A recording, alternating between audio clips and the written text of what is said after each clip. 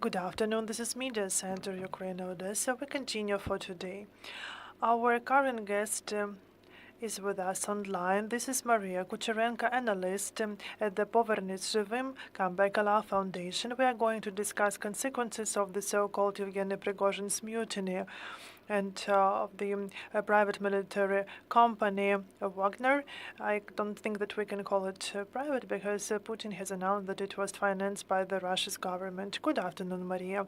It's been several days since Prigozhin said that he allegedly moved to Belarus. So what can you see in this situation?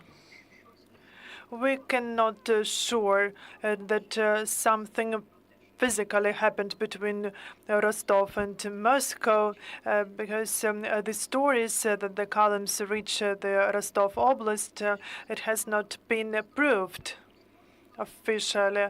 So there was something between Moscow and Kremlin and the president's administration. Moscow is Putin and Rostov, but here we should understand the specifics. We cannot now speak about some real conflict between the Kremlin and Prigozhin, and let alone some mutiny or something like that. As for the consequences, I would like to name as the first consequence that now everyone understands that we need to continue examining our enemy. We need to have some big like service of the Wagner group and Russian allies, because that most commenters were not right saying that there is a threat to the regime and that the next day Prigozhin will reach the Kremlin. As for other significant consequences that we see now, they include the following.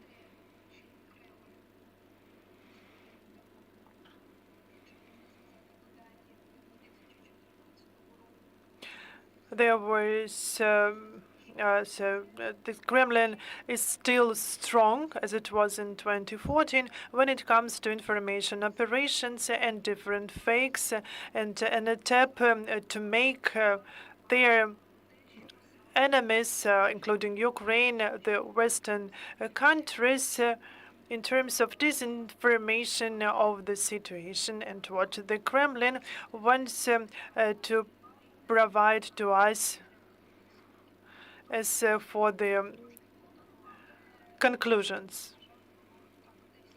This is how it is now.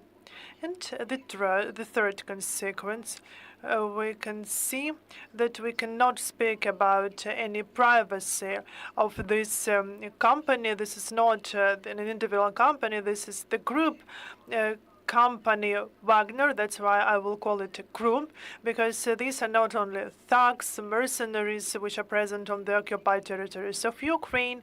These are also people that conduct illegal activities on the territory of other states. This is also a group of political specialists, and there is also a media group that creates a media projects, including different propaganda films and that were shot under the umbrella of Prigozhin, different PR companies, the stories about trolls, etc. So we can say that this is the whole group which is controlled by the Russian state, and it has been controlled by the Russian state since the very beginning. Maria, how do you assess yesterday's events and the statements of the so-called president of Russia, which were announced through his spokesman? But they were just the statements, the messages to the military. It was interesting for me and quite symbolic that Putin I had in the background the building constructed by Ivan III, which is called as the person unifying Russia's land. Have you seen any symbolism in this, something new compared to other speeches and statements of Putin that we have seen lately for the last 3 years? It is not important what I saw in this. It's important what his people saw in this, because yes, we speak here about symbolism, symbolic gestures, and this is the attempt of historic reconstruction.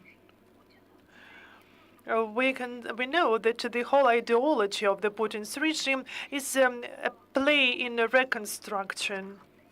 This is not what really happened in history. This is how they want to reconstruct some of the events in the past. This is like their vision.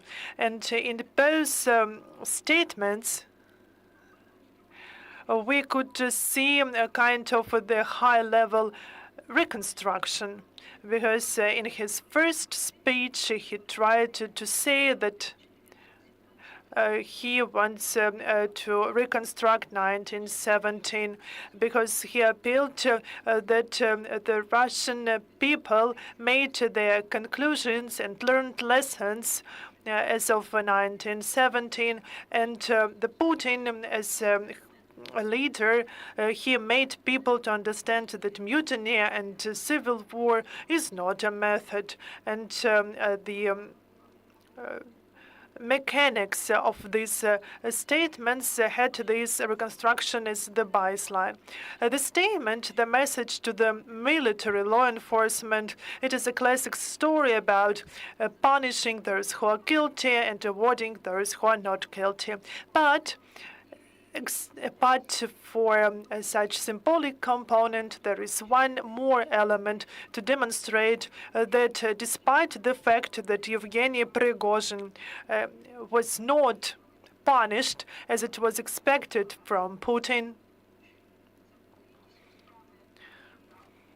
because people expect some punishment the next day, but it was also demonstrated that there will be not any punishment for Prigozhin and regular military at that very moment, because we understand that the Wagner Group is not something that stands outside the system. This is a classic KGB method. So first we criticize different parties to groups that have the same function or similar function.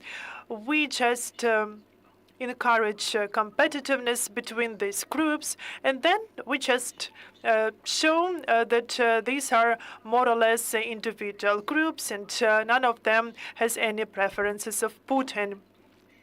But the main disadvantage of this method, if there is overpressure, if there is the increased level of competitiveness between two groups, making them ready to kill each other, then it could lead to the stage when it could not lead to results, but it will distract the final objective, and it ensures not balanced but disbalanced system.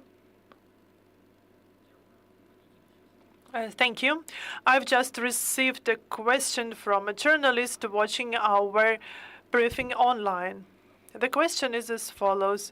In 2020, Lukashenko was interviewed by Dmitry Gordon mentioning Prigozhin, and he said that, according to his opinion, the Prigozhin could not make his own decision, but it should be at different level, at the level of Belarus and their ministers who wanted to conquer Belarus. Do you know whom he mentioned back then? I mean, whom Lukashenko meant back then? If it's about ministries or deputy ministries, I'm not sure here. When it comes to those people who wanted to bring Belarus to the Kremlin legs, this is the two options. Mikhail Babich, who was appointed as an ambassador there, and he was very rough. He was very tough. And the second option is Dmitry Kozak, who was developing the project of the big, great Union state. And here we can also say that Prigozhin has a certain loyalty of the law enforcement groups, which are under the umbrella of the Ministry of Defense and are the part of the group which is responsible for the general staff of the Russian Federation. So we can just widen the circle of these stakeholders who could be included in the mutiny. We should speak about the deputy commander Sergei Surokin and Mikhail Mizintsin. We should also speak here not about the deputy minister, but quite an interesting governor, who is more than a governor. It's Alex. We should also speak about Alexei Domin. And, of course, Denis Manturov should be also managed here because he was also approved by Prigozhin into what he did with the military industry of the Russian Federation and also with regard to his functions in the system. I would not talk here about one person, one deputy minister or one ambassador or an official in the administration of the president. We should speak about group here, or different groups. One of the person who surprised me in his comments with regard to the so-called mutiny was Vladislav Surkov, who, several hours later, after it all started, supported Vladimir Putin. He was the assistant to Mr. Putin, and he also dealt with the Ukrainian issue, and you also started this person. Do you think that Surokov's comment means his return to the public Russian policy, or he just decided to express support because it was a good moment to do that? If we remember the chronology of the events, the 23rd to 24th June, there were messages that Surkov just provided advice, recommendations to Patrushev with regard to what was happening around Prigozhin and also with regard to what was happening. And his public statement is not something in itself because so now we see Surkov with some poems or articles or within the discussions with the referendum that took place in 1990s when it was not that Russian Federation as we have it now from the legal point of view. This is how Surkov reminded about himself. Could we say that this is kind of a sign that Surkov will occupy some important position? I don't think that it is like that. If this is the intention of Surkov, I think that it is so. There are rumors, and I believe there's rumors that Vladislav Surok would like to get a job in the Ministry of Foreign Affairs of the Russian Federation. I know that he wanted to be the Deputy Minister of Foreign Affairs of the Russian Federation. And there is a second version that Vladislav Surkov wants to get to London to become an ambassador, but as far as I know, there is no plans to change ambassador there, and Vladislav Surkov wants to offer his services to other important figures of the system, because in what he once named as the deep state in his articles. Maria, what is the forecast for the future of Prigozhin and the group? And you're right saying that this is the group, Wagner. Should we expect them as a publicly individual object of the Russia-Ukraine war? Or is it the end of the illusion that Wagner used to be a separate private company in this war? I can only offer my versions here. I can just identify several markers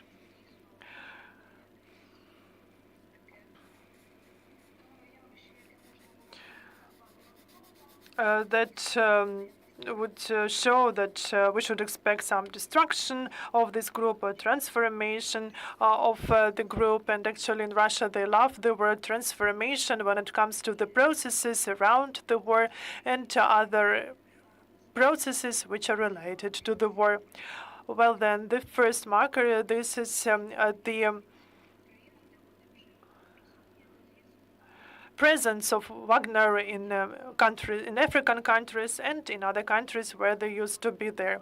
As we've seen, there has been recently no movements of Wagner that could be prove these factors.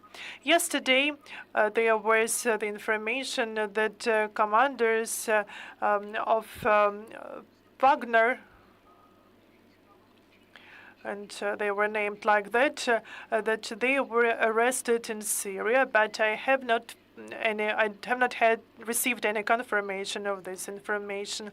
As for the first marker, this will be a signing of contracts with representatives of Wagner groups with the Ministry of Defense. That was an inevitable scenario because by the 1st of July, a group of people who were involved in the so-called special operation as a part of the so-called private military company Wagner had not to have any other option, because the Ministry of Defense told like that this is the procurement, the coordination of activities, and Putin has already proved that the government allocated significant amounts of money for Wagner, and from my own resources I can prove that their activities were coordinated with the ministry when Prigozhin went to prisons, so he was accompanied, and everything was according to the military procedures of Russia. There can be some part of Wagner left that will not sign contracts with the Ministry of Defense. That will be a separate Wagner group, as it used to be in the period from 2014 and perhaps till 2022, which has the Nazi aesthetics, Dmitry Utkin, Ratiborg, and other commanders that now form the Council of Commanders of the so-called private military company of Wagner. So that will be perhaps a separate group from the structural point of view that will have a different aesthetics, and perhaps ideology will be specific for them. But it will have the same objective as it they used to have, calling into the private military company, so they will receive the tasks from the Russian Federation, but it will be told that this is a private company, like to preserve possibility to say that Russia is not related to that. Yes, they used to finance it, but not now.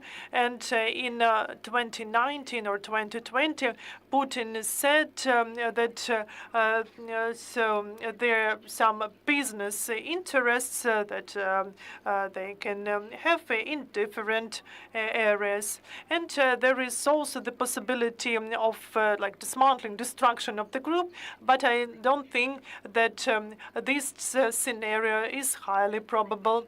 But we need to keep following the situation, and the first marker will be what will happen with the Wagner in African countries and in countries outside Ukraine.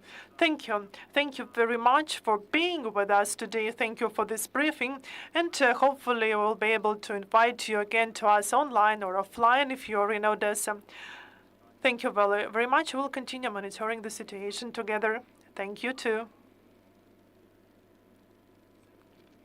That was the briefing of Maria Kucherenko, analyst at the Povernys Zhyvym Come Back Alive Foundation. That was the last briefing for today. Please follow our announcements and stay tuned.